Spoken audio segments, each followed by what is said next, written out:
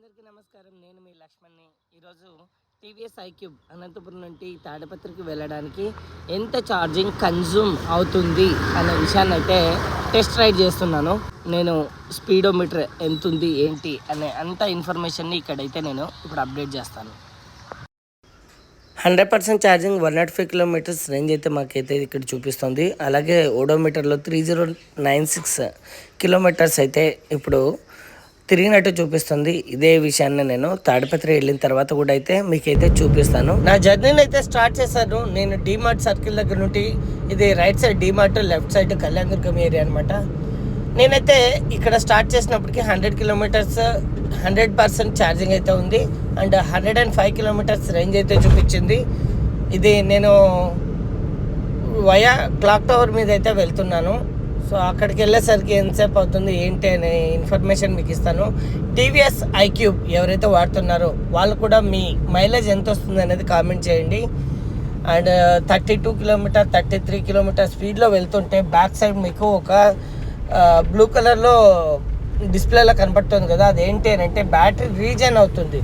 TVS ఐక్యూబ్లో మంచి ఉపయోగం ఏంటి అంటే మీరు ఎక్సలేటర్ వదిలేసిన తర్వాత మీ బండి ఆటోమేటిక్గా బ్యాటరీ అయితే రీఛార్జ్ అవుతుంది. ఎట్లా అవుతుంది అని అంటే ఇది బ్యాక్ వచ్చినప్పుడు బ్యాటరీ అనేది రీజన్ అని చూపిస్తుంది.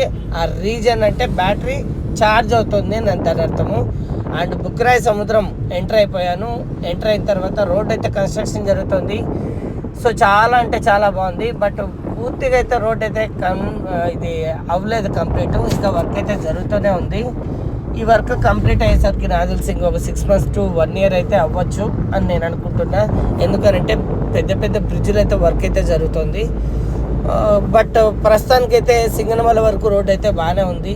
తర్వాత కూడా సింగిల్ ఒక్కొక్కటి చూస్తున్నారు. అండ్ తాడిపత్రి అయితే ఎంటర్ అయిపోయాము. ఎంటర్ అయిన తర్వాత బైపాస్లో వచ్చేసరికి నా బ్యాటరీ ఎంత ఉంది ఛార్జింగ్ అంటే రిమైనింగ్ ఇంకా 61% ఉంది. 65 కిలోమీటర్స్ అయితే చూపిస్తుంది.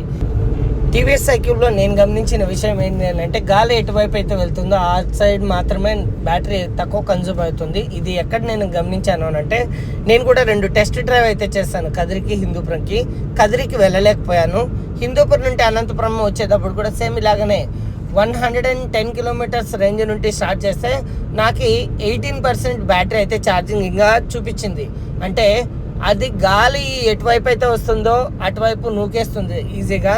బట్ ఆపోజిట్ డైరెక్షన్ ఎప్పుడైనా వెళ్ళాము అని అంటే మైలేజ్ రావట్లేదు. ఇది నేను గమనించాను బాగా. అండ్ ఈ వీడియో మీకు నచ్చితే లైక్ చేయండి, షేర్ చేయండి, సబ్స్క్రైబ్ చేయండి. ఇలాంటి మరెన్నో వీడియోల కోసం నా ఛానల్ అయితే ఫాలో అవుతూనే ఉండండి. థ్యాంక్ యూ అందరికీ.